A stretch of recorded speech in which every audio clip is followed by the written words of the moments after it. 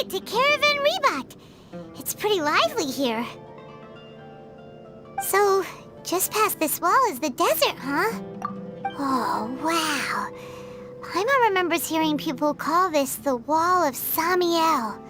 It's made to block sandstorms from the outside. Oh, if it's this tall, it's gotta be the divine work of Greater Lord Rukkhadevata, right?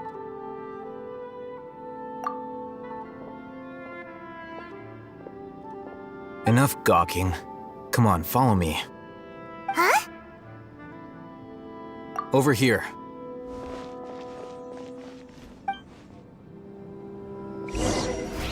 Oh, Hatham went that way!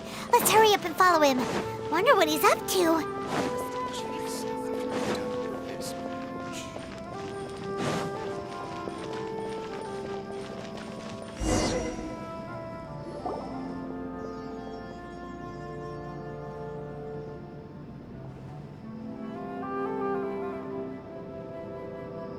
What the...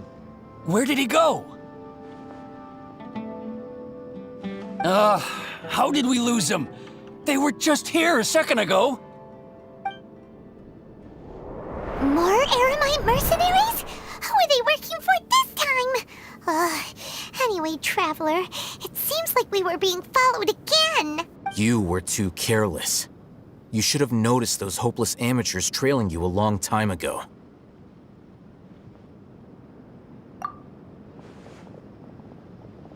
There's no need to thank me. I've never cared to keep track of personal favors. All I did was correct a mistake I happened to come across. It's a habit I developed at the academia. You really gave Paimon a scare, Al-Hatham. We never thought we'd run into you here. Last time we met at Port Ormos, didn't you say you were going back to the academia? Wait, don't tell Paimon that you're here to take us back on their orders. Oh, so you've already landed yourselves on the academia's hit list. I can't say that I didn't expect it. However, had I wished to turn you over to the academia, don't you think you'd already be the Eremites' honored guests by now? Oh, right. You do have a point. I have no interest in running errands for that project. As a scholar, I've always belonged to the camp that promotes researcher autonomy. And these days, you're more fascinating than anything the sages can offer. Not quite. To tell you the truth, I'm still investigating the Divine Knowledge Capsule. Unfortunately, I've run into some difficulties. Everyone says the capsule originated in the desert and was eventually moved to Port Ormos. If I am to get to the bottom of this, I must understand how the capsule first came to be. Which brings me back to you, and why you're so interesting. The leader of Ain al-Ahmar used the Divine Knowledge Capsule right in front of you, and upon seeing him, your expression became perplexed, and you were lost in thought for quite some time. To have that kind of reaction, I think you must have realized something. Are you interested at all in sharing what you've been hiding from me?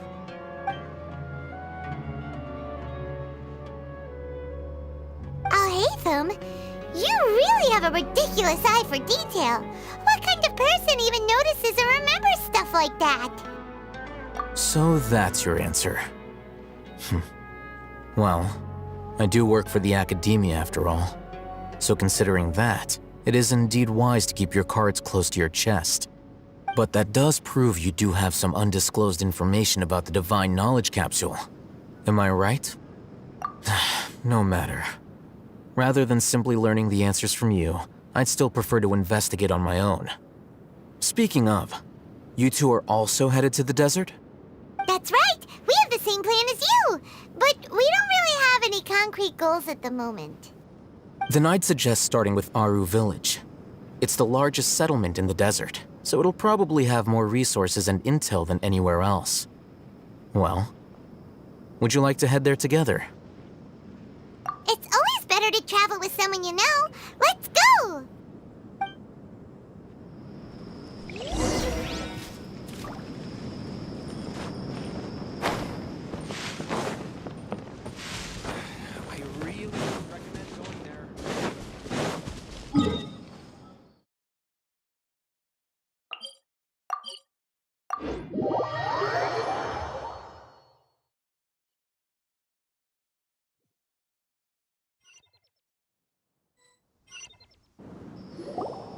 Before us lies Aru Village, the safe haven of the desert folk. Whoa, this landscape is really something else. What a cool place!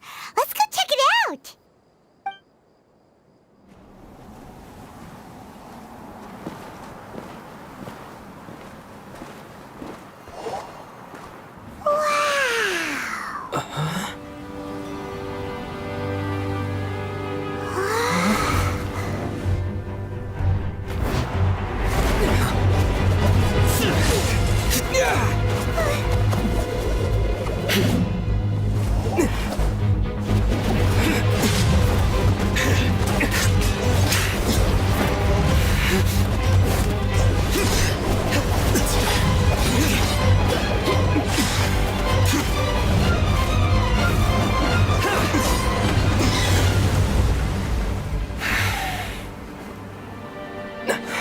Sino.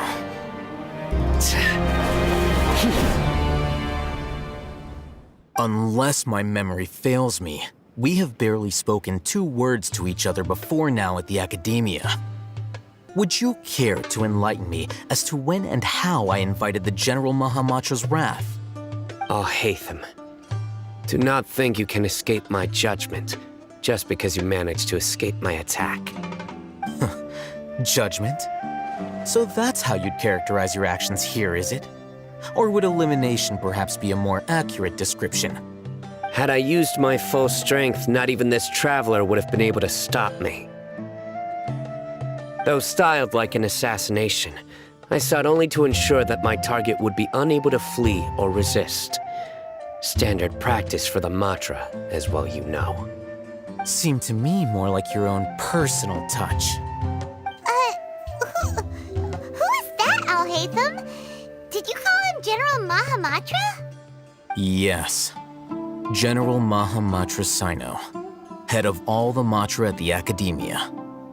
He's a formidable hunter, and the ultimate nightmare for any who have committed academic crimes. You seem to have placed a lot of trust in Al-Haytham, to the point of blocking an attack for him. If I were you, I'd never choose to side with him. I wouldn't believe a single word that comes out of his mouth. I have been pursuing this scribe for a long time. I urge you, stand back and do not seek to defend him any longer.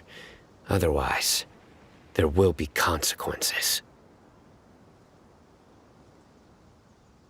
Has Al-Haytham done something wrong? Hyman doesn't think he's as bad as you've made him out to be. I won't waste my breath explaining things.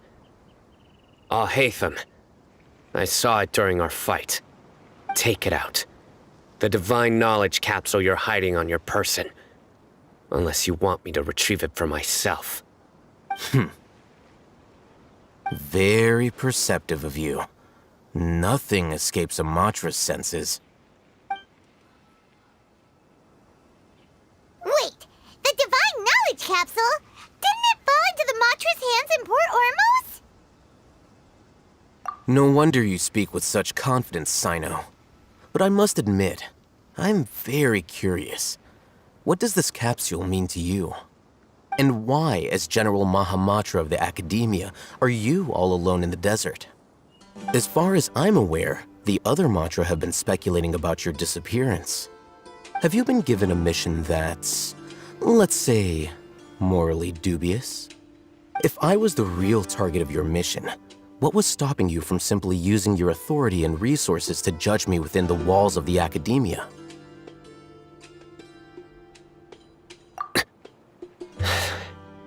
I should have known you'd be difficult to deal with. You two? Ugh!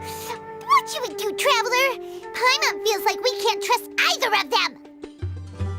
Ahem. Well, look at you two, acting all tough and self-righteous over there. Wait, Dia?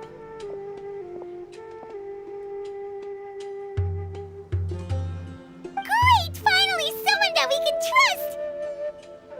You gotta help us out here, otherwise these two are gonna start fighting again! Yeah, sure looks that way. 2 giants from the Academia duking it out once and for all. Not something you get to see every day, that's for sure. Listen, I know you academic types love to fill up your big brains with self-righteous morality and lord your empty rules and virtues over each other. But how dare you bring your petty disputes into the safe haven of Aru Village? It seems like someone's gonna have to beat some sense into your thick skulls until you finally learn to respect these grounds.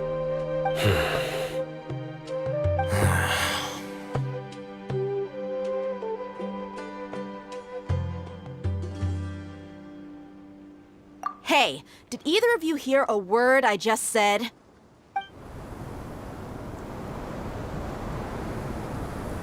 Whoa, what's going on? The wind's so strong. Is this a sandstorm? Paimon's gonna get blown away.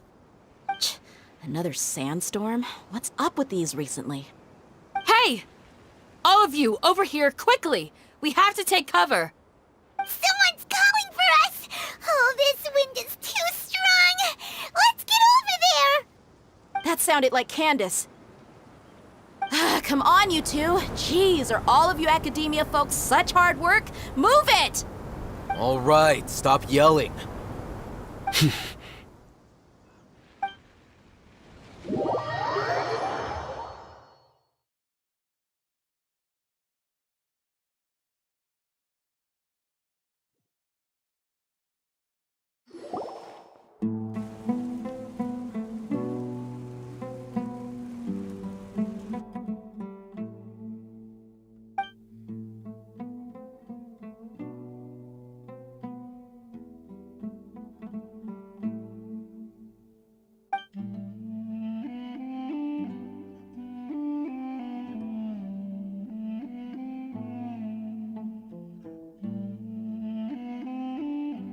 Well, this is pretty awkward. Hey, wanna play sardines with 3 people who wanna tear each other limb from limb?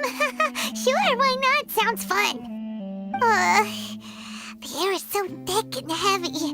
Paimon can hardly keep floating anymore.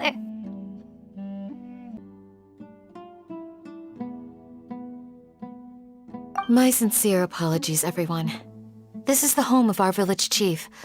I will have to ask you to make do with this small room until the sandstorm dies down. Please, let me introduce myself. I am Candace, protector of Aru Village. Our savior has come at last!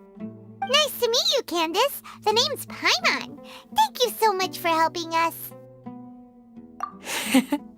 There's no need to thank me. It's only right to help each other when the weather gets rough.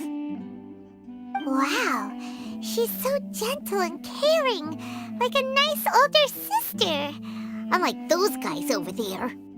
All right, now that we're all better acquainted, we should return to the topic at hand. As a guardian charged with the responsibility to protect my fellow villagers from harm, I was observing your conflict from afar, even before the sandstorm started. And now that you have set foot within Aru Village itself, it is all the more my responsibility to make absolutely sure that you pose no threat whatsoever to us. So please, have an honest and sincere conversation with one another, and put your hostile feelings to rest. If anyone dares to start anything again while they are under this roof, I will not hesitate to send them out for some quality time with the creatures of the sandstorm. Oh, on second thought, Paimon may have misjudged Candace's character. And that goes for you too, Miss Dia. Do I make myself clear? All right, we got it, Candace. That's what I like to hear. So, which of you will begin? I was supposed to be a mediator, but I might have gotten a little too involved just now. Anyway, one of those two should probably start talking. Wait, that was you trying to be a mediator? I have nothing to hide, so there's no shame in explaining myself. While Al-Haytham wasn't wrong about the other Matra not knowing my whereabouts, it's not because I've been assigned a morally dubious mission. Rather, I've chosen to exile myself. Huh? Exile yourself? A little while ago, I discovered that there was data missing in the Academia's project planning and development files. What little they did report clearly did not match the project's actual progress. As General Mahamatra, I had the responsibility and authority to request an audit. However, to my surprise, the person responsible for the erroneous data was none other than Grand Sage Azar himself. I tried to investigate the issue myself before submitting a formal audit request, but I soon found that all leads and potential pieces of incriminating evidence were carefully concealed from me. I began to realize that they were cautious of me from the very beginning.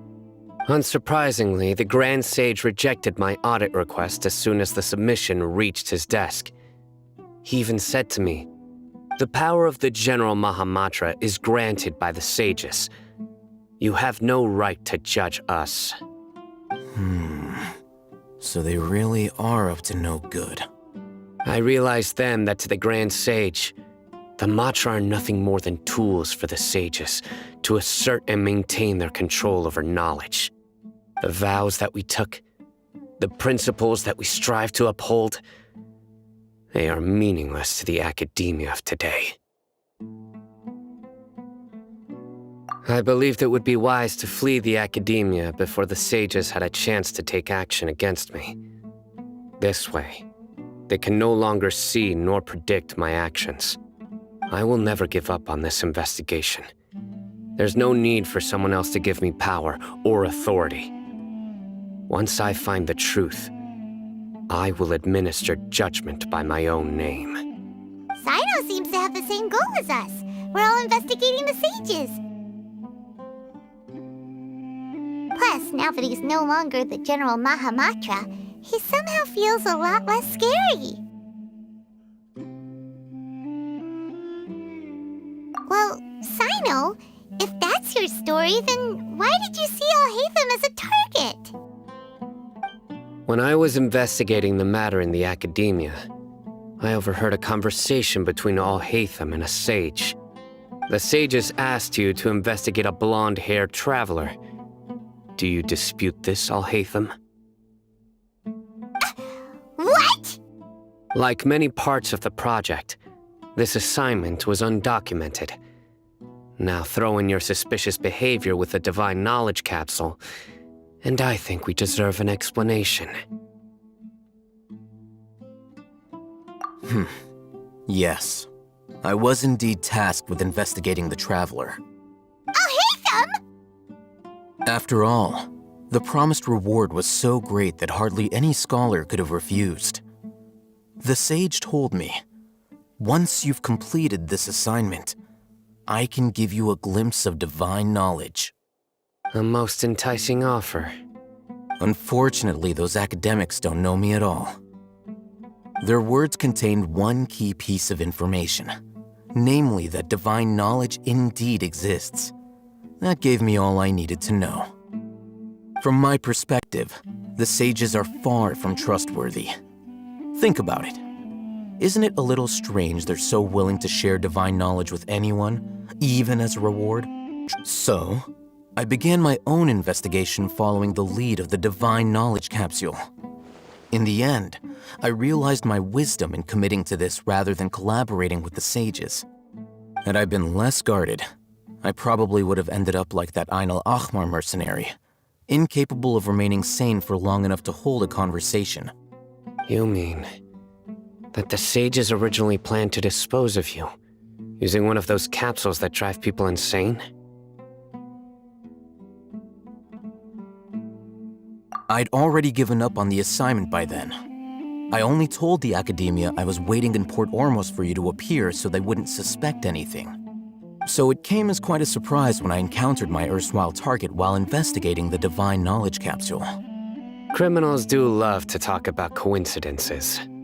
Even though I ran into the Traveler by chance, I had no intention of providing assistance to the academia. Also, you should remember, you were the ones who decided to follow me and strike up a conversation after I left that tavern.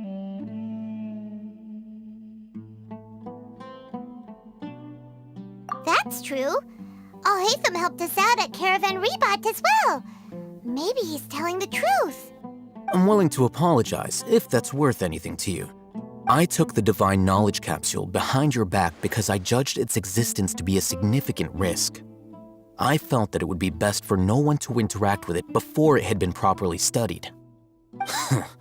After all, curiosity often proves to be the most dangerous thing in this land.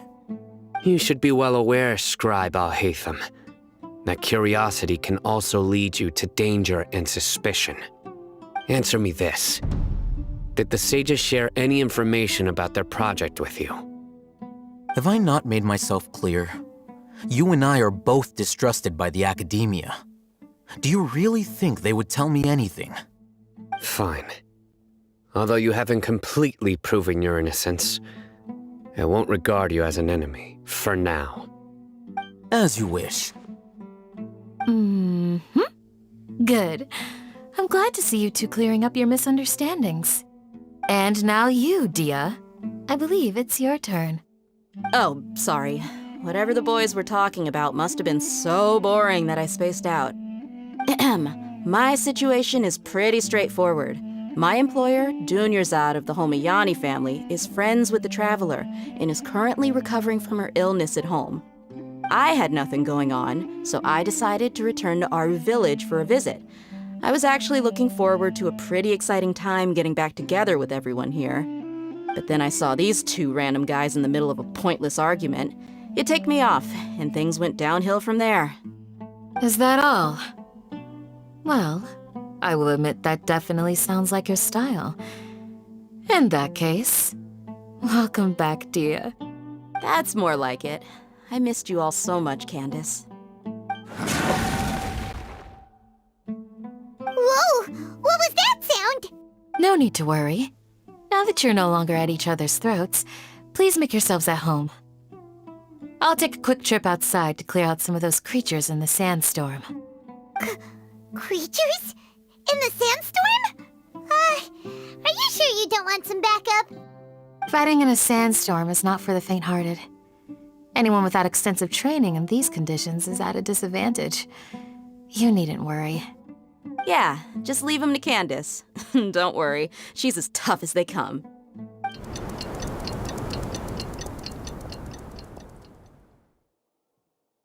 The wind's died down.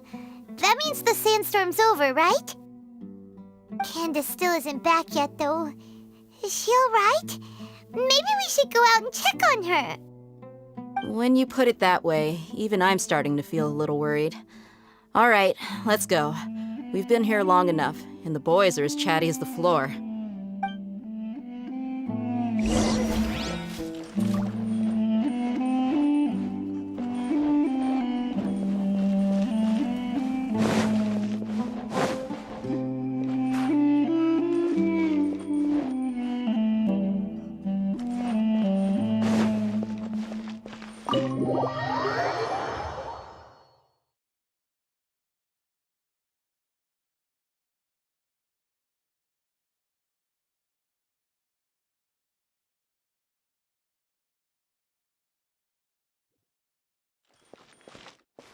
Next on the agenda...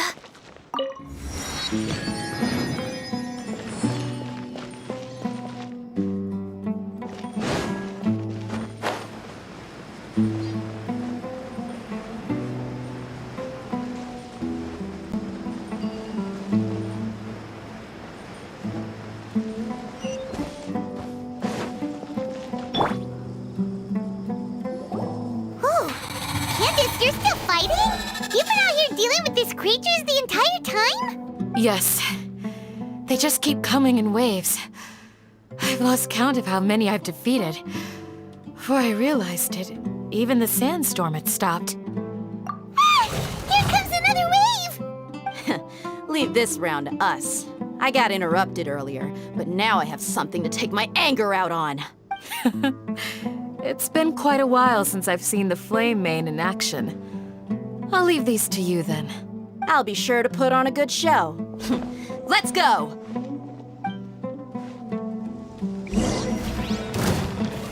Stabilize!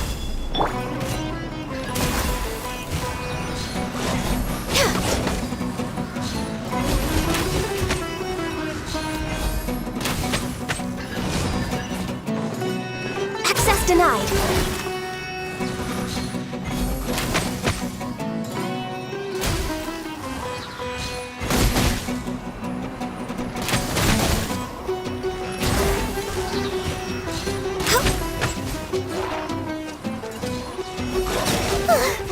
Here comes another wave! When are they ever gonna let up? Time for takeoff. Hold the line.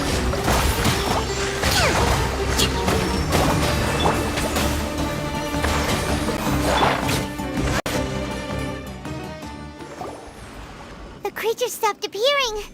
Was that the last of them?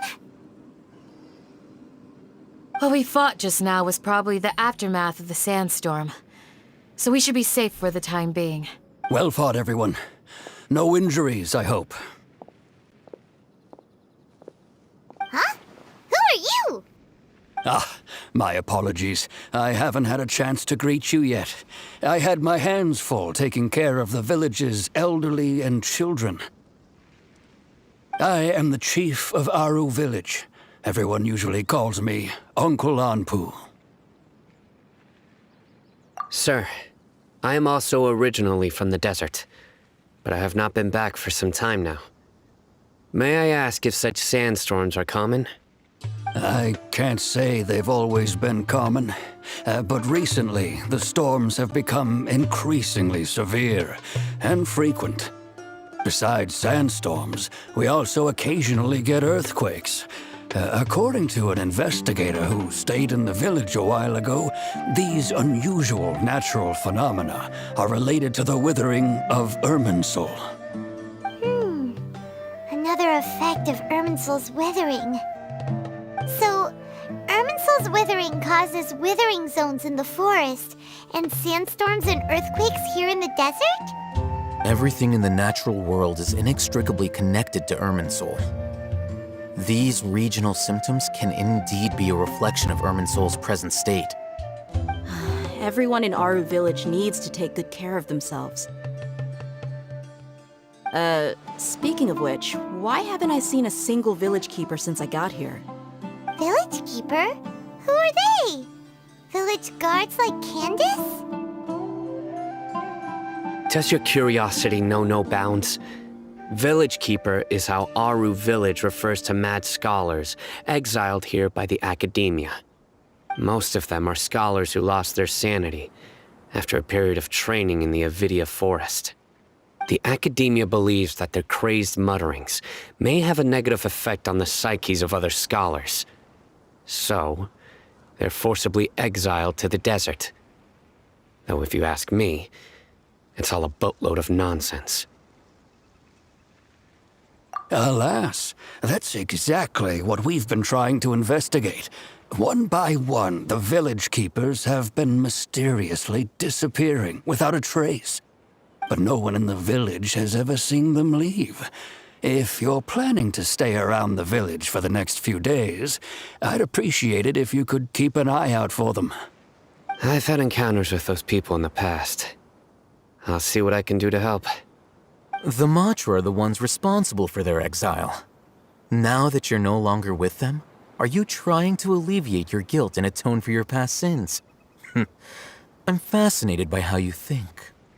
Mock me if you will, but if you are guilty, I will eliminate you, regardless of my position or identity. Oh, you're the former General Mahamatra. You must be an expert in these kinds of investigations. Thank you for your help. Is it because you're reminded of Hypatia? Oh, these poor scholars. First they lose their sanity, now this! We need to help get them back home, safe and sound. But, is it really a good idea to tag along with Sino? You seem like you really don't trust him. I'll be grateful for the assistance. No doubt you will do a better job than some of my former subordinates. Let's start by finding a spot to share what we know so far.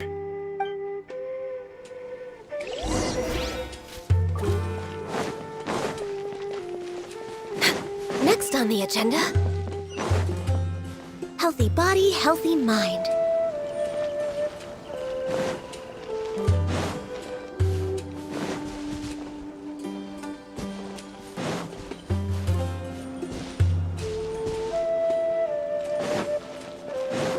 way behind schedule.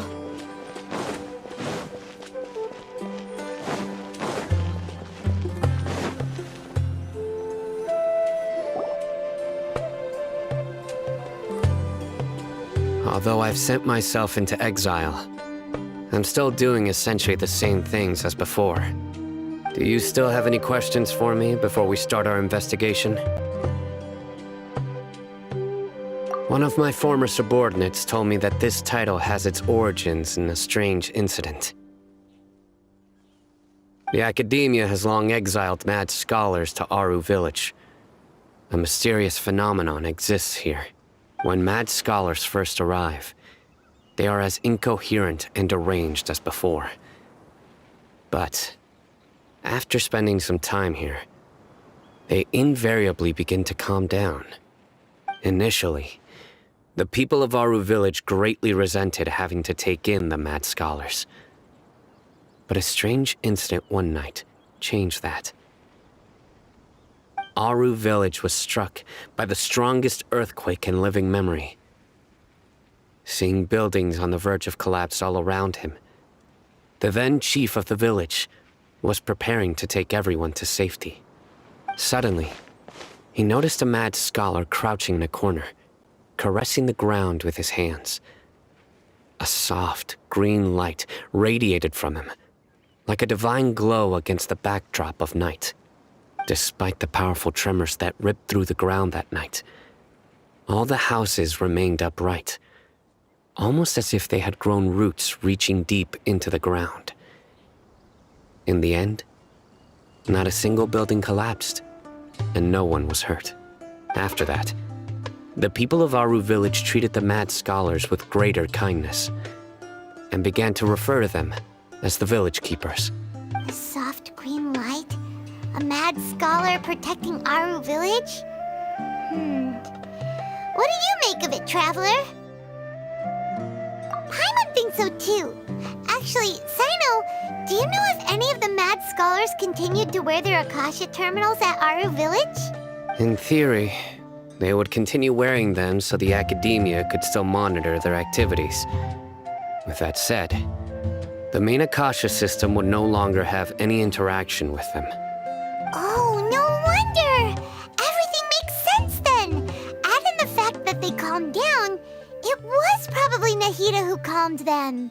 If you are able to draw a conclusion from this one story alone, then it appears you possess much more information than I do.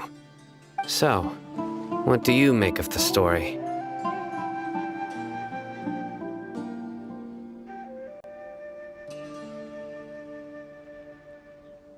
Really? Lesser Lord Kusanali. What? You don't believe us? Lesser Lord Kusanali was definitely using the Akasha to give her power to the mad scholars! No, it's not so much that I don't believe you. I'm just struck by your reasoning.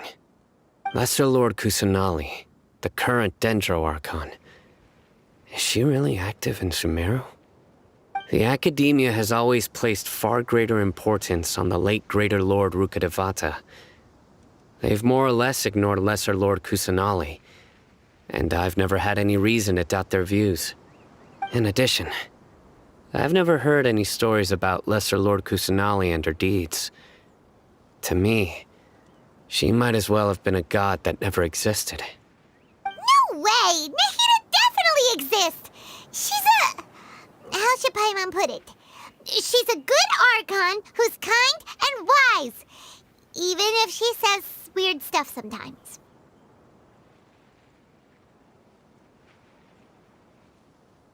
I've spent many years interrogating criminals, so I can easily tell when someone is lying. Good! Then you should know that we're telling the truth!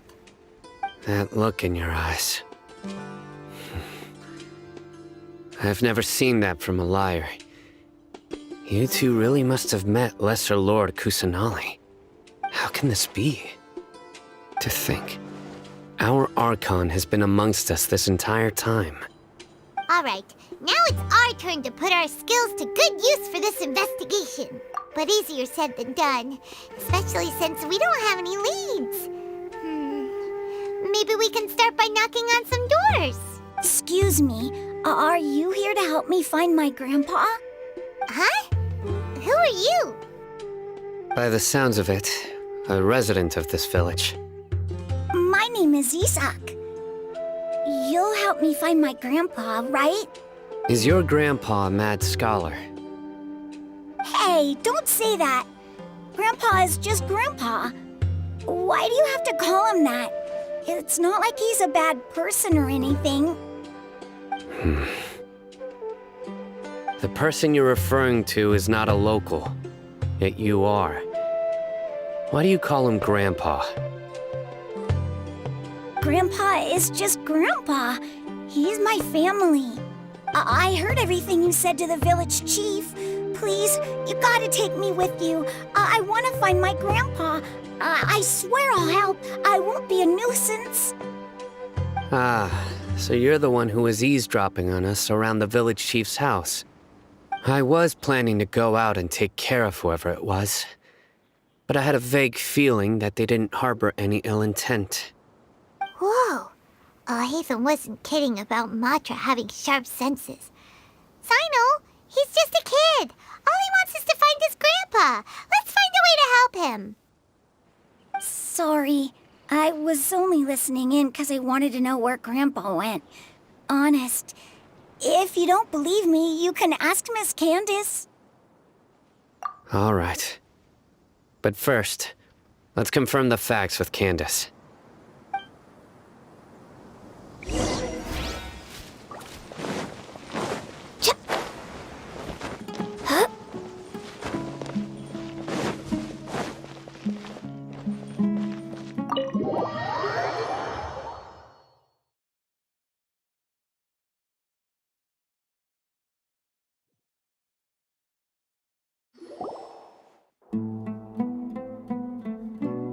Sino is super vigilant. Is this what all the Matra are like? Ah, you're back already. We just wanted to confirm something with you. Do you know a boy by the name of Isak? I had a feeling he'd go looking for you. Huh? You knew this would happen? Yes. Although he tried his best to stay hidden, I still noticed him eavesdropping outside the window. He really wants to get his grandfather back. Isak's parents were both Aramite mercenaries who rarely returned to the village after finding employment in the city. He was raised by his grandfather. Unfortunately, it was only a few years before his grandpa passed away. Isak was still very young at the time, so various families in the village took turns caring for him so he could survive. Later, an elderly mad scholar arrived at the village. Isak thought the scholar bore a striking resemblance to his grandfather, and thus often spied on the man. However, the scholar was unkempt in appearance and incoherent in speech. Although Isak referred to the man as his grandpa, he was afraid and didn't dare to approach him. One summer night, the oft mumbling and bumbling grandpa suddenly calmed down and seemed to become more lucid. He even noticed Isak hiding in the distance. So Grandpa walked up to Isak and patted him on the head. He even took Isak to the entrance of the village, where he patiently taught the boy the names of the stars, and accompanied Isak until he fell asleep. The next morning, Isak woke up and wanted to go find his grandpa again, only to realize his grandpa no longer recognized him. However, even so, Grandpa retained his calm expression.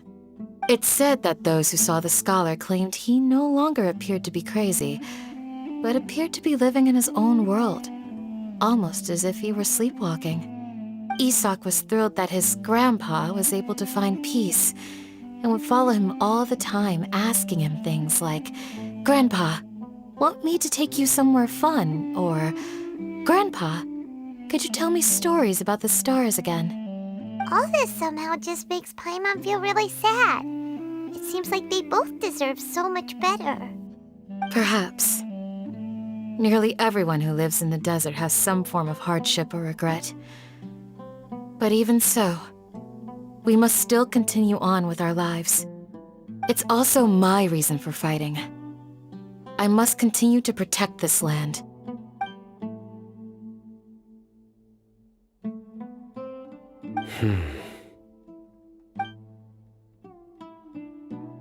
Maybe the people have always had a considerate god watching over them. Huh? What did you say, Sino? No, nothing. As long as Esau keeps his word and doesn't get in our way, we can take him along. Perhaps you are more compassionate than I gave you credit for. Please accept my thanks on Isak's behalf, Sino.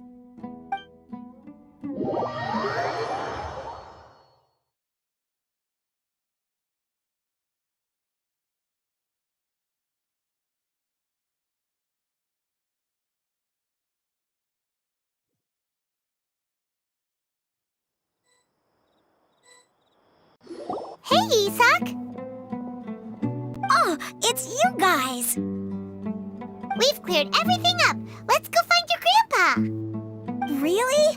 Wow! Thank you so much! Yeah! All right. Let's ask the local residents some questions first.